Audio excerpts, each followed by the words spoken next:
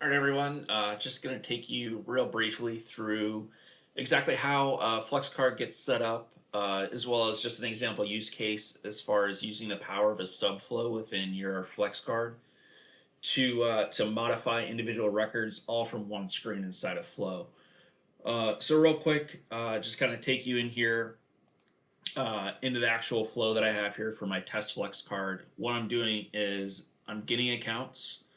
On my account object, I have a lot of fields, so I've actually limited the total number to the fields that I actually want to use inside of my flex card, and also any place else that I might work on further down flow or downstream inside my flow.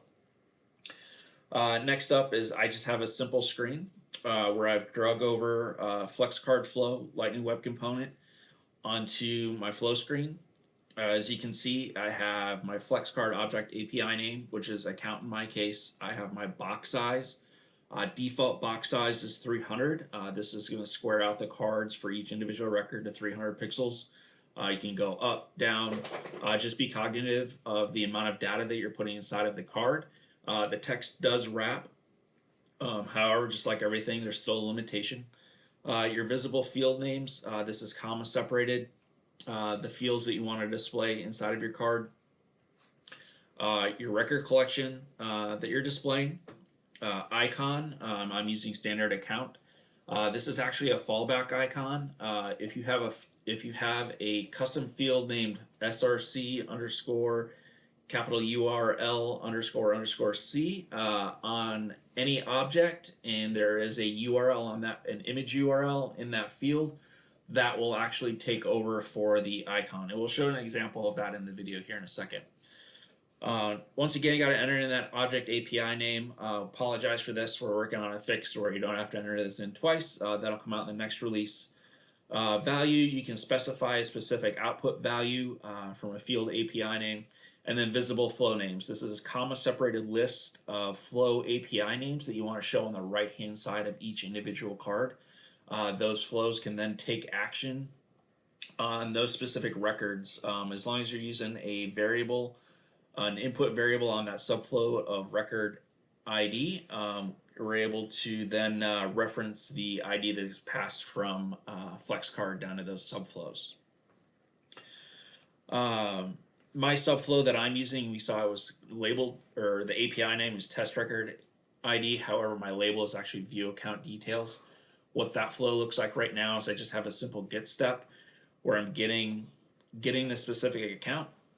And as you can see here, I have a text variable called record ID that I'm going to pass through into the ID from the card that I select in my other flow. And then on my next screen, I actually have a record detail component where I'm actually going to make some edits on that account. So let's, without further ado, let's give this a shot here. We're going to click on run. Once I run, you can see all of the accounts that I've created so far. Right now on my card, I'm showing employees, website, and then on the right hand side, we see my subflow called view account details. So if I click on view account details, let's say for Recruit Military LLC here, what it does is going to pop open that other flow into my dial screen. As you can see, I'm using the record detail component from Unofficial SF as well. And I just have some specific fields here. Maybe I want to update, maybe I'm doing an account review, and you know what? I know that the employee size here is now 400. And I also have a source URL that I want to update their icon here. So what I'll do is I just click finish, or I'm sorry, I click update.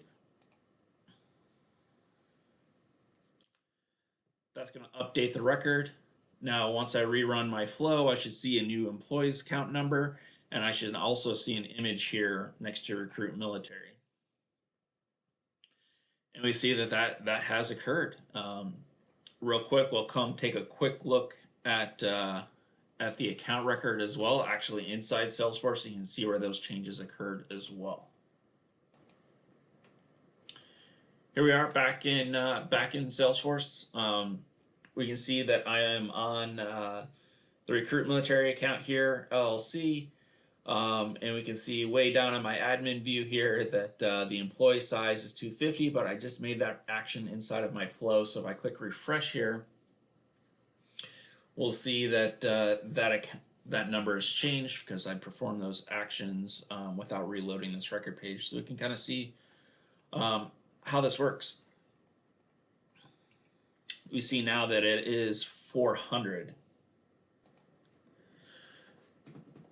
So once again, there is no limit on the number of fields in here. Just be cognizant of how big or small your cards get and how much data they can hold.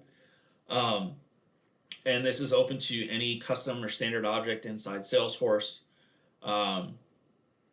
So we'd love to hear in the comments on the post below how you're going to use the card, any ideas for the card, or if you want to contribute to future development on the card, please do so. All the links are below on how to do that. And just give us any feedback and help out where you can. Thanks, guys.